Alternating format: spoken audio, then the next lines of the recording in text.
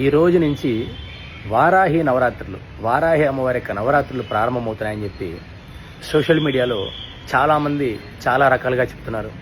చాలామంది కూడా నన్ను కూడా అడుగుతున్నారు, పంతులు గారు అసలు ఈ వారాహి అమ్మవారు ఎవరు, ఈ నవరాత్రులు ఎలా చేయాలి, ఏమిటి దీనికి ఉన్న నియమనిష్టలు, అసలు ఎవరెవరు చేసుకోవాలి ముఖ్యంగా అని చెప్పి అడుగుతున్నారు. ప్రతి ఒక్కరికి చెప్తున్నాను, తెలియజేసుకోండి.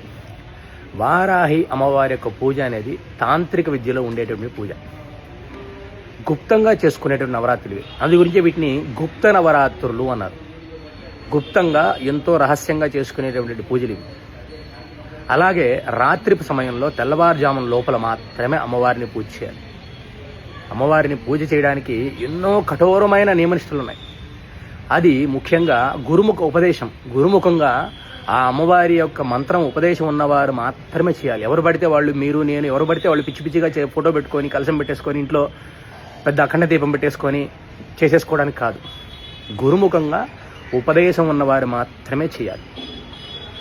చాలామంది సోషల్ మీడియాలో రావడం వల్ల చాలామంది ఇళ్లలో చేసుకుంటున్నాము, అలా చేసుకుంటున్నాము, ఇలా చేసుకుంటున్నాము, సావధానంగా సూర్యోదయం అయిన తర్వాత ఎప్పుడో 9:30కి పూజలు చేసుకుంటున్నాము. అవన్నీ చాలా తప్పు, చాలా అంటే చాలా తప్పు. అమ్మవారి యొక్క పూజ రాత్రి సమయంలో తెల్లవారుజాము లోపల అయిపోవాలి పూజ. అది కూడా గుప్తంగా చేసుకోవాలి. అందుగురించే వాటిని గుప్త నవరాత్రులు అన్నారు. గురుముఖంగా ఉపదేశం ఉండాలి. ఉపదేశం లేకుండా అస్సలు చేయకూడదు. నెగిటివ్ ఫలితాలు ఇస్తాయి, పాజిటివ్ ఫలితాలు ఇవ్వదు.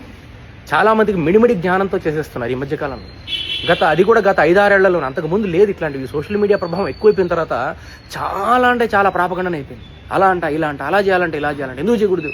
అస్సలు కొంచెం బుర్ర పెట్టి ఆలోచించండి. ఒక 5 ఏళ్ల క్రితం వరకు ఉన్నాయా, 10 ఏళ్ల క్రితం వరకు ఉన్నాయా? ఎందుకంటే అవన్నీ గుప్తంగా రహస్యంగా చేసుకునేవారు, ఎవరికి తెలియదు అసలు. ఇప్పుడు సోషల్ మీడియా రావడం వల్ల ఇష్టం వచ్చినట్టు ప్రాపగండ చేసేసి, ఇష్టం వచ్చినట్టు చెప్పేసేసి, పిచ్చి పిచ్చిగా ఎవరికి దోచింది వాళ్ళ అభిప్రాయం, అది వాళ్ళ యొక్క వ్యక్తిగత అభిప్రాయాన్ని సోషల్ మీడియాలో రుద్దుతున్నారు. దయచేసి అలా చేయకండి. గుప్తంగా చేసుకునేటువంటి నవరాత్రులు ఇవి. గుప్తంగా చేసుకోండి. ఉపదేశం ఉంటే మాత్రమే చేసుకోవాలి. గురుముఖంగా ఉపదేశం ఉంటే మాత్రమే చేసుకోవాలి. ఎలా పడితే అలా చేయకూడదు. అలాగే ప్రతి ఒక్కరికి మీ యొక్క ఆర్థిక బాధలు, అనారోగ్య సమస్యలు, కోర్టు సమస్యలు, కష్టాలన్నీ తొలగిపోవడానికి దేవి ఖడ్గమాల స్తోత్రం ఒక స్తోత్రం ఉంటుంది. అది చదువుకోండి. అది స్తోత్రాలకు ఉపదేశాలు అవసరం లేదు. విష్ణు సహస్రనామ స్తోత్రం, లలితా సహస్రనామ స్తోత్రం, దేవి ఖడ్గమాల స్తోత్రం, వీటికి అవసరం లేదు. ఈ 9 రోజులు కూడా దేవి ఖడ్గమాల స్తోత్రం చదువుకోండి.